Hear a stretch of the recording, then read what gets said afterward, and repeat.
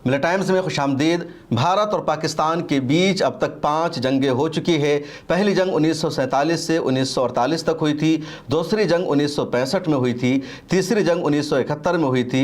चौथी जंग 1999 में हुई थी और पांचवी जंग अभी 2025 में हुई है, जिसमें से 1999 की कारगिल जंग को और अभी 2025 की जंग को बाज़ाब्ता जंग नहीं कहा जा सकता, बल्कि इसको एक कन्फ्लिक्ट कहा जा सकता है। ये इसको एक इलाके तक महदूद लड़ाई माना जाएगा। लेकिन 2025 की जो जंग थी बहुत अहम जंग, क्योंकि इसमें एयरफोर्स की लड़ाई ज़्यादा हुई। ड्रोन के ज़रिए दोनों तरफ से हमला हुआ, एयर स्पेस में हमला हुआ, मिसाइल से हमला हुआ।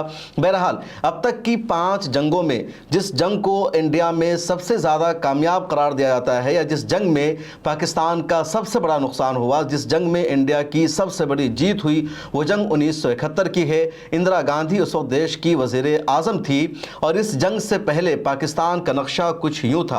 इसको वेस्ट पाकिस्तान और इसको ईस्ट पाकिस्तान कहा जाता था। बीच में इंडिया था और इंडिया के एयर स्पेस का इस्तेमाल के बगैर ही वेस्ट पाकिस्तान से ईस्ट पाकिस्तान जाना या ईस्ट पाकिस्तान से वेस्ट पाकिस्तान जाना तकरीबन नामुमकिन था, या फिर बहुत लंबा चक्कर काटना पड़ता चीन का, नेपाल का और दूसरे मुल्कों का सहारा लेकर के, तब वेस्ट पाकिस्तान से ईस्ट पाकिस्तान जाना पॉसिबल था या ईस्ट पाकिस्तान से वेस्ट पाकिस्तान जाना पॉसिबल था।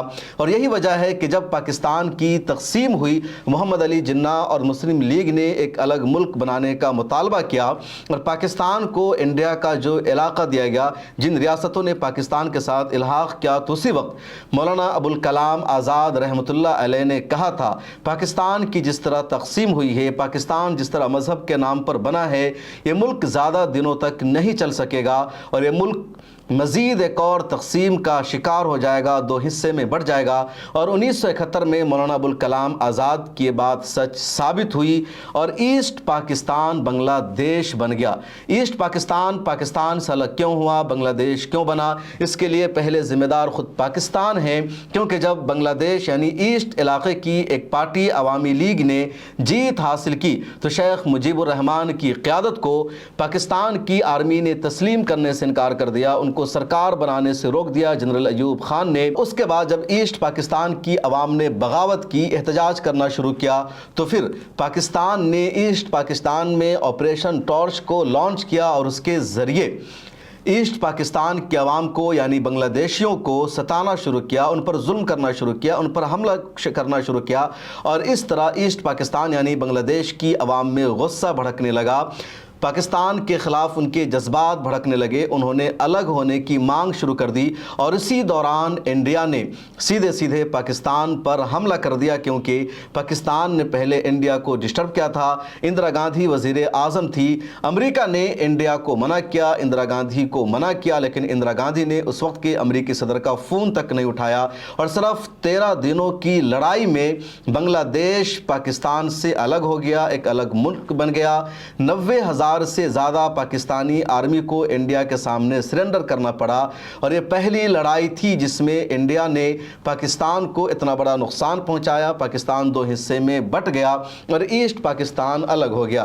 कांग्रेस ने 1971 की लड़ाई पर एक डॉक्यूमेंट्री बनाई है, एक वीडियो बनाया है, जिसमें कांग्रेस ने बताने की कोशिश की है कि 1971 की लड़ाई कैसे हुई, इंदिरा गांधी का उसमें क्या रोल था और क्यों आज भी लोग इंदिरा गांधी को याद करते हैं, क्योंकि जिस तरह पीएम मोदी को अमेरिका के सामने झुकना पड़ा, सीज फायर का ऐलान करना पड़ा, इंदिरा गांधी नहीं झुकी थी। तो आप देखिए इस वीडियो को। साल 1970 ये उस दौर की बात है जब पाकिस्तान पूर्वी और पश्चिमी नाम से जाना जाता था।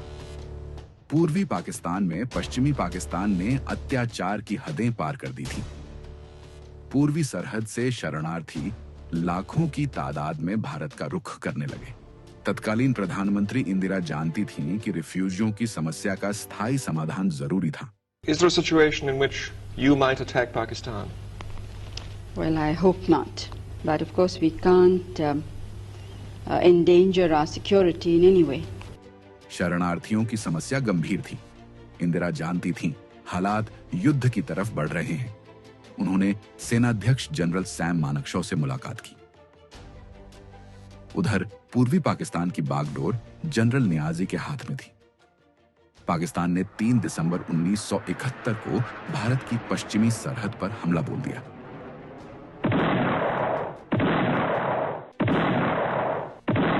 पाकिस्तानी हवाई जहाज़ों ने हमारे अमृतसर, पठानकोट, श्रीनगर, अवंतीपुर, उत्तरलाई, जोधपुर, अंबाला और आगरे के हवाई अड्डों पर बमबाजी की। 3 दिसंबर 1971 शाम 5:31 भारत ने पूर्वी सीमा पर पाकिस्तान के 2 एयरफील्ड पर बमबारी कर दी। इसके जवाब में पाकिस्तान 100 से ज्यादा टैंक लेकर आ गया। उसने राजस्थान के कस्बे लोंगेवाला पर हमला बोल दिया।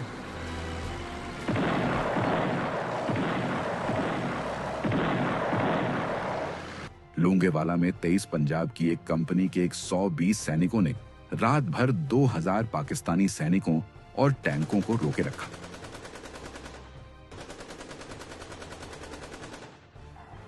सुबह होते ही भारतीय वायुसेना के हंटर विमानों ने इन टैंकों पर ऐसी बमबारी की कि 90 टैंक अपनी जगह पर ही ध्वस्त हो गए।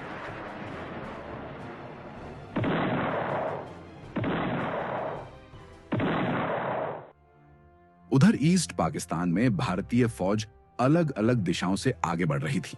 लक्ष्य एक ही था, ढाका। जनरल नियाजी ने पूर्वी पाकिस्तान के अहम शहरों की किलेबंदी कर ली थी। पाकिस्तानी फौज हर तरफ मुस्तैद थी। इधर हिंदुस्तान में इंदिरा युद्ध पर करीबी नजर बनाए हुए थी। इंदिरा फौज को काम करने की आजादी देती थी। सेना प्रमुख के तौर पर जनरल सैम मानेकशॉ मौजूद थे। पूर्वी पाकिस्तान में भारतीय सेना को लगातार कामयाबी मिल रही थी। हिली बोगरा की लड़ाई भारत जीत चुका था। पश्चिमी मोर्चे पर बसंतर की लड़ाई भी भारत जीत गया था। भारतीय एयरफोर्स इस लड़ाई में बढ़ चढ़कर हिस्सा ले रही थी और पाकिस्तान को बेहद करारी चोट पहुंचा रही थी। उधर हजारों मील दूर अमेरिका में उस वक्त के राष्ट्रपति रिचर्ड निक्सन भारत पर युद्ध रोकने का दबाव बना रहे थे। लेकिन इंदिरा पर अमेरिकी धमकियों का कोई असर नहीं हुआ। दरअसल 71 के युद्ध में पाकिस्तान को न सिर्फ अमेरिका से मदद मिल रही थी, बल्कि इंग्लैंड से भी, और चीन और श्रीलंका तो उसके साथ थे ही। भारत के पास थी तो बस हिम्मत और रूस की गहरी दोस्ती। रूस के एंटी शिप P-15 मिसाइल के इस्तेमाल से भारतीय नौसेना ने 10 पाकिस्तानी युद्धपोत को नष्ट कर दिया। भारतीय डिस्ट्रॉयर INS राजपूत ने पाकिस्तानी सबमरीन को डुबो दिया। पाकिस्तानी नौसेना अब लड़ने की स्थिति में नहीं थी। 10 दिसंबर 1971 को ब्रिटिश एयरक्राफ्ट कैरियर ईगल भारतीय जल सीमा में दाखिल हो गया।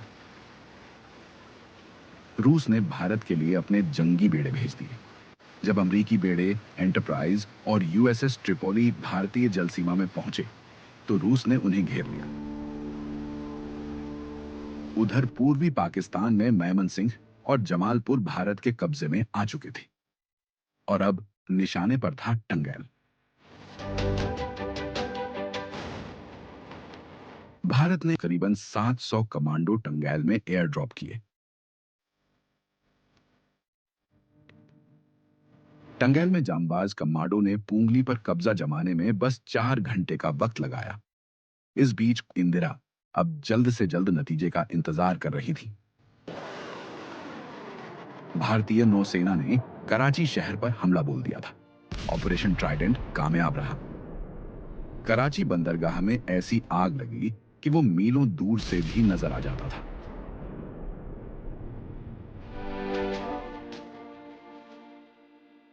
इस बीच हिंदुस्तानी फौज ढाका को घेर चुकी थी। 14 दिसंबर 1971 government house Dhaka. East Pakistan के गवर्नर डॉक्टर मलिक उस दिन सूबे के तमाम आला अधिकारियों के साथ एक आपात बैठक कर रहे थे। तभी अचानक भारतीय वायुसेना इस इमारत पर बमबारी कर देती है। इमारत पर जब बम गिरा उस वक्त मीटिंग शुरू हो चुकी थी। बमबारी से इमारत के मुख्य हॉल की छत गिर गई। गवर्नर मलिक इस कदर डर गए कि फौरन अपने पद से इस्तीफा दे दिया। उधर हिंदुस्तानी फौज ढाका की ओर आगे बढ़े जा रही थी और जनरल नियाजी युद्ध विराम के लिए बार बार गिड़गिड़ा रहा था। The Indian Army is in Bangladesh. Your air force has been destroyed. You are surrounded on all sides. And if you don't surrender, you will be killed unmercifully. 16 दिसंबर 1971, रामना रेसकोर्स, ढाका, शाम 4:15। जनरल नियाजी ने दस्तखत किए, फिर अपनी रिवॉल्वर जनरल अरोरा को सौंप दी। East Pakistan का वजूद खत्म हो चुका था। 17 दिसंबर 1971 को एक नए देश का जन्म हुआ, बांग्लादेश। कुल 93,000 पाकिस्तानियों को युद्धबंदी बनाया गया। युद्ध जीतने के बावजूद भारत ने बांग्लादेश में अपना झंडा तक नहीं गाड़ा। 93,000 सैनिकों को कुछ दिनों के बाद जेनेवा कन्वेंशन के तहत पाकिस्तान को वापस लौटा दिया। All the world admires a deed well done, and I think, with all modesty, we can say that we have done this action well. ये थी 1971 जंग की पूरी दास्तान। एक आयरन लेडी, इंदिरा गांधी। तो आपने देखा इस वीडियो को जिसमें इंदिरा गांधी की तारीफ की गई है और इंदिरा गांधी ने कैसे अमेरिका से मुकाबला किया और पाकिस्तान को 2 हिस्सों में तकसीम कर दिया। और सच मानों में ये सबसे बड़ी जंग मानी जाती है जिसमें इतनी बड़ी इंडिया को कामयाबी मिली। इस वीडियो में इतना ही, फिर मुलाकात होगी।